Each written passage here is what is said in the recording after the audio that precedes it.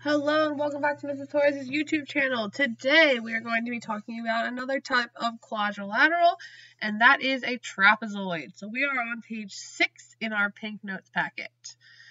Alright, what is a trapezoid? A trapezoid is a quadrilateral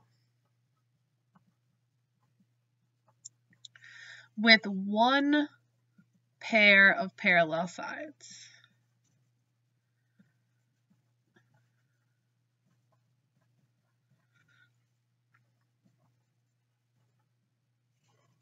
So the parallel sides, we call those the bases. So here would be a base, here would be a base, and then the non-parallel sides we call legs.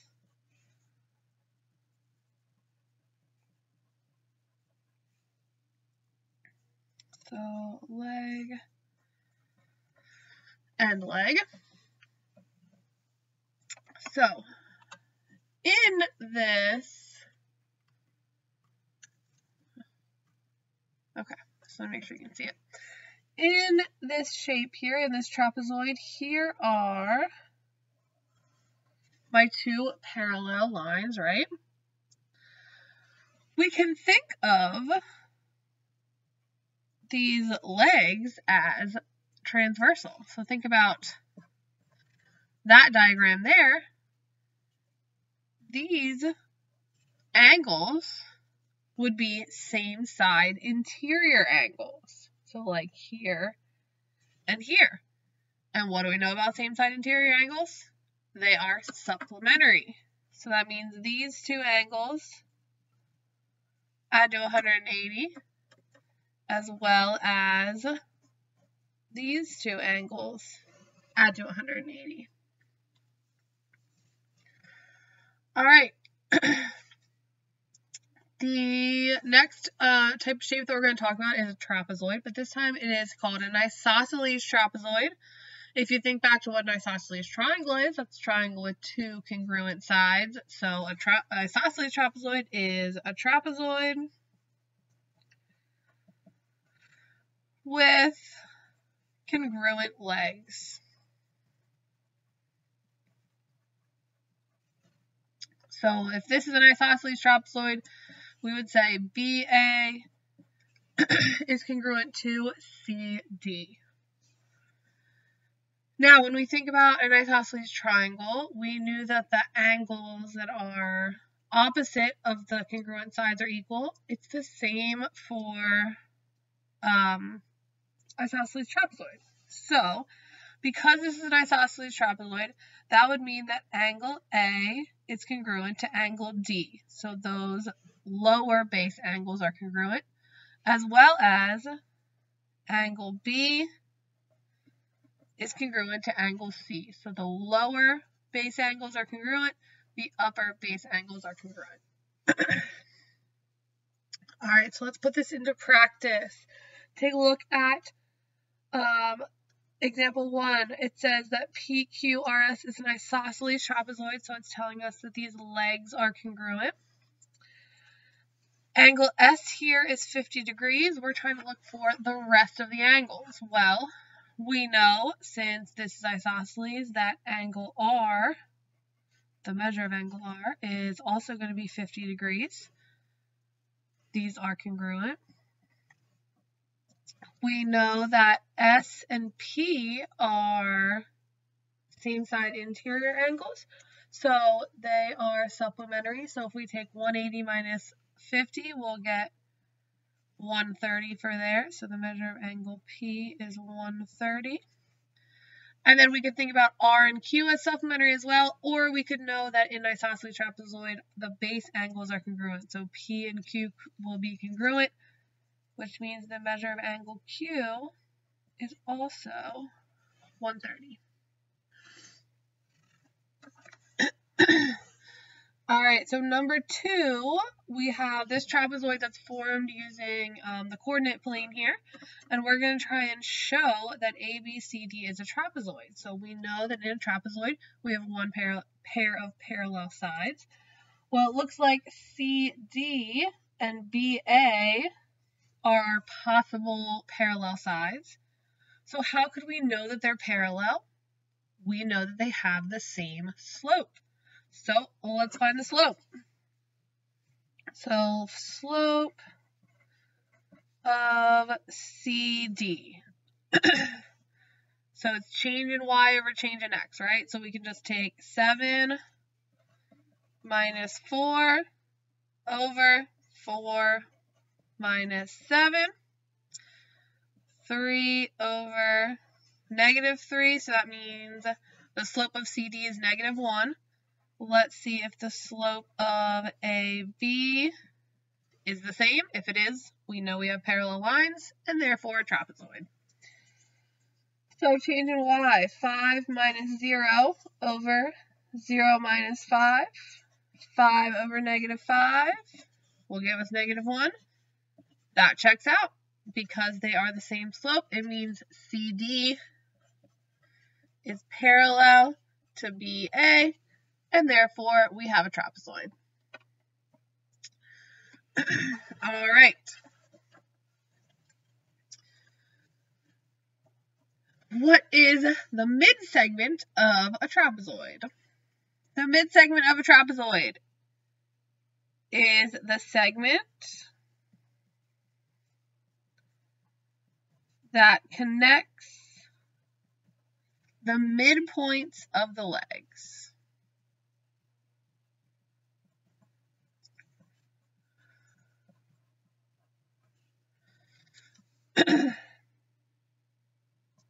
So if our midpoints are A and B, and we connected it, that would be our midsegment. Now, how could we show that A and B are midpoints? Remember, midpoint means it's right in the middle, so that means those would be equal, and those would be equal. That's how we can show that we have midpoints. All right, the midsegment of a trapezoid, there's a little formula that goes around, along with it. The midsegment of a trapezoid is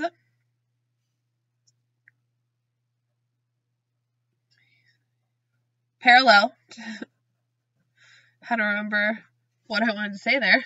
The midsegment of a trapezoid is parallel to each base and is half the sum of the length of the bases. So using this diagram here, we could say MN, so that is our midsegment, is 1/2 the sum of the bases. So BC plus AD. All right, so let's put some of these properties into practice here. We're going to find x for all of these. So in number 1, we have same side interior angles, which means they're supplementary. So we've got 105 plus 6 plus 23x equals 180. Let's combine our like terms. We got 111 plus 23x equals 180. We want to subtract 111 from both sides. Running out of room, I'm just going to go up here. 23x equals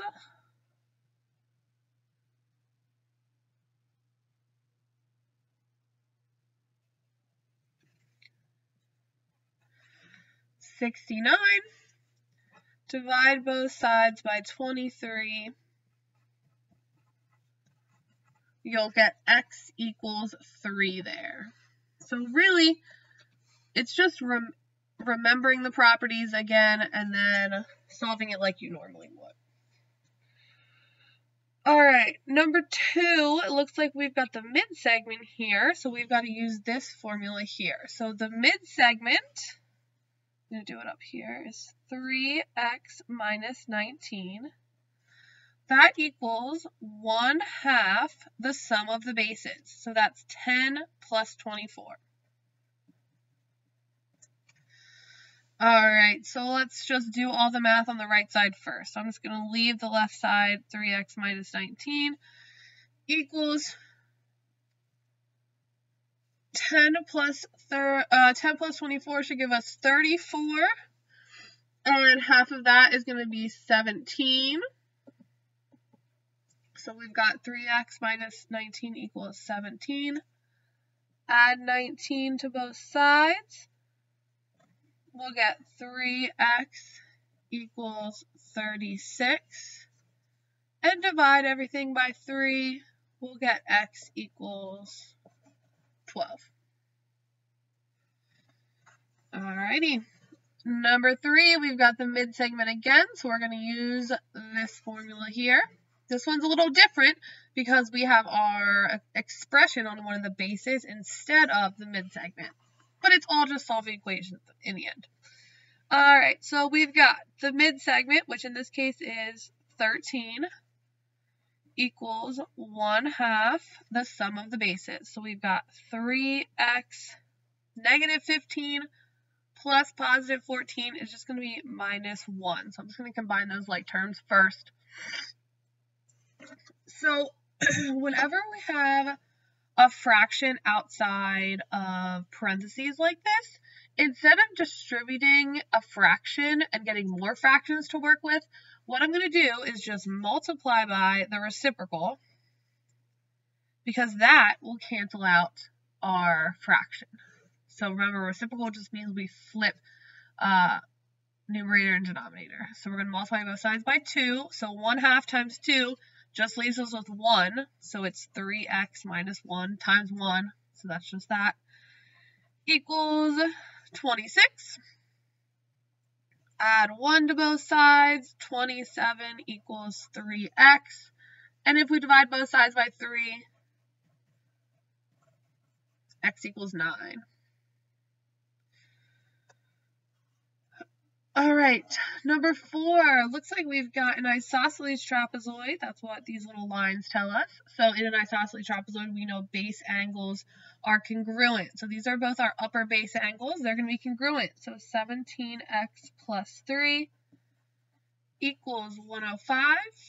If we subtract 3 from both sides, we'll get 17x equals 102. And then 102 divided by 17, I don't know off the top of my head. Let me do it in the calculator. You should get x equals 6.